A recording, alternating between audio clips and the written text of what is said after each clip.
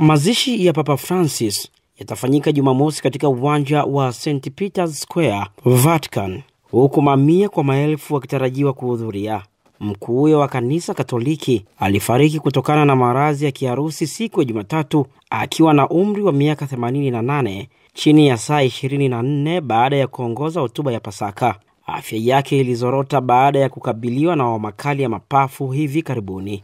Viongozi kadhaa duniani wamethibitisha kuhudhuria mazishi yake, ikiwa ni pamoja na Waziri Mkuu wa Uingereza Sir Keir Starmer, Rais wa Marekani Donald Trump, mwana wa mfalme wa Wales, Rais Luiz Inacio Lula da Silva wa Brazili. Maelfu ya waombolezaji tayari wamemiminika katika jiji la Vatican wakiwa wamebeba maua, misalaba na mishumaa na kukariri sala. Siku ya Jumanne, Vatican ilitoa maelezo zaidi saa 24 za mwisho za Papa Francis, ambaye alikuwa amelazwa hospitalini kwa wiki 5 hivi karibuni, hakuwa na hofu ya kujitokeza kwenye roshani ya Jumapili. Strapeti alimtuliza na muda mfupi baadaye Papa akatokea kwenye roshani akiubariki umati uliokusanyika katika uwanja wa St. Peter's. Asubuhi iliyofuata, Papa Francis alianza kujisikia vibaya. Saa moja baadaye alimpungia Strapeti kabla ya kupoteza fahamu. Wale waliokuwa karibu naye katika nyakati hizo wanasema hakuteseka. Vatican ilisema katika taarifa yake kwamba ilikuwa ni kifo cha utulivu. Vatican ilitoa picha za Papa Francis kwenye eneo lililo wazi katika kanisa la Santa Marta, makao ya Vatican, ambako aliishi wakati wa utawala wake wa miaka 12. Siku ya Jumatano asubuhi, mwili wa Papa Francis utachukuliwa kwa maandamano yatakayoongozwa na makardinali kutoka kanisa kuu la Santa Marta hadi kanisa kuu la Mtakatifu Petro, ambapo utakaa kwenye jeneza lililo wazi hadi Ijumaa ili kuruhusu waombolezaji kutoa heshima zao. Muda mfupi kabla ya maandamano hayo, muda wa sala utaongozwa na Camerlengo Kardinali Kevin Farrell, ambaye anaiongoza Vatican baada ya kifo cha Papa.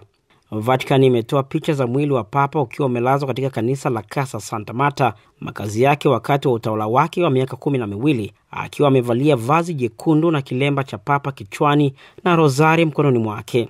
Umma kwa ujumla utaweza kutembelea Basilika ya St. Peter kuanzia saa 11 asubuhi hadi usiku wa manane siku ya Jumatano, asubuhi saa 1 hadi usiku wa manane siku ya Alhamisi, na asubuhi saa 1 hadi saa 1 usiku siku ya Ijumaa.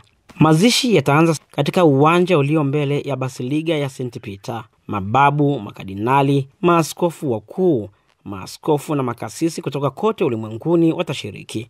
Mkuu wa chuo cha makardinali, Kardinali Giovanni Battista Re, ndiye atakayeongoza ibada hiyo.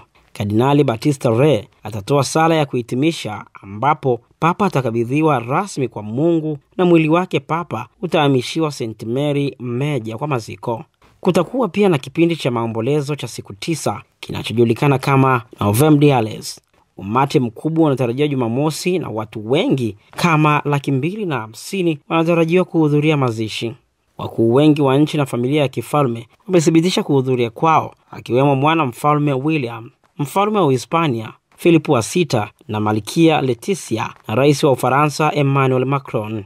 Viongozi wengine wa kisiasa ambao wametangaza kuwa watahudhuria: Rais wa Poland Andrzej Duda, Rais wa Tume ya Umoja wa Ulaya Ursula von der Leyen, Javier Milei, Rais wa Argentina, nchi ya kuzaliwa kwa Francis, Waziri Mkuu wa Uingereza Sir Keir Starmer, Waziri Mkuu wa Italia Giorgia Meloni. Papa Francis, ambaye aliepuka baadhi ya fahari za upapa wakati wa uhai wake, ataendelea kuvunja mila katika kifo. Kihistoria, mapapa huzikwa katika majeneza matatu katika makaburi ya marumaru ndani ya Basilika ya Mtakatifu Petro katikati mwa Vatican.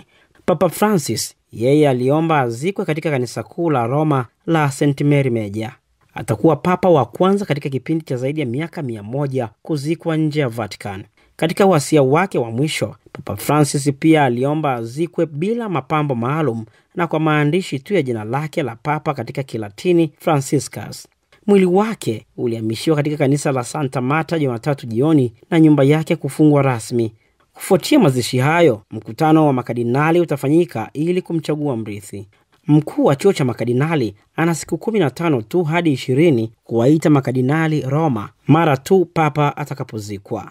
Majina kadhaa tayari yameorozeshwa kama warithi wanaotarajiwa, na kuna uwezekano mkubwa wa kuibuka katika siku zijazo. Jina langu ni John Walter, na hivi ndivyo itakavyokuwa